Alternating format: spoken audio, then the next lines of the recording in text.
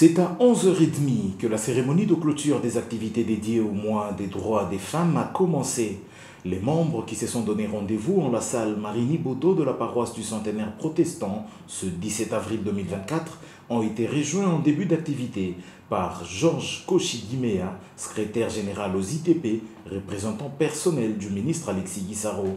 L'hymne national exécuté et le programme du jour étalé, une prière d'ouverture a été dite par Madame Toumba, assistante du DG du Bureau technique de contrôle, avant le mot de bienvenue par Madame Faïda Zahabou, vice-présidente de cette association. Parmi les convives, la présence remarquable de Jean-Claude Midombouete, directeur général adjoint de l'ACGT, qui a tenu à honorer les femmes des ITP.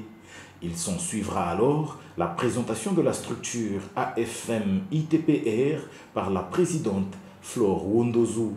Capitalisant un temps mort, l'ingénieure Juliette Kalembe de la CGT a déclamé un poème intitulé « Aveu » d'un auteur féminin sénégalais du nom de Mouenia Tolande, dans lequel elle montre son obsession pour son pays et son dévouement à la cause de ce dernier.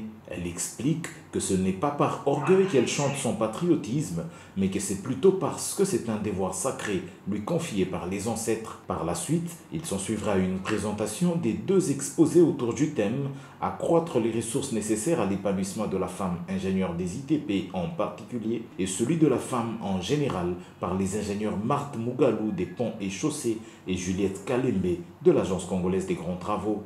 Un exposé qui a fait suite à quelques échanges et un débat. C'est par la suite que le mot du ministre d'État a été prononcé par son représentant qui a notamment salué la 6e année de vie de cette structure regroupant les femmes des ITP. C'est par la prise de quelques photos cérémoniales que s'est clôturée cette brillante cérémonie.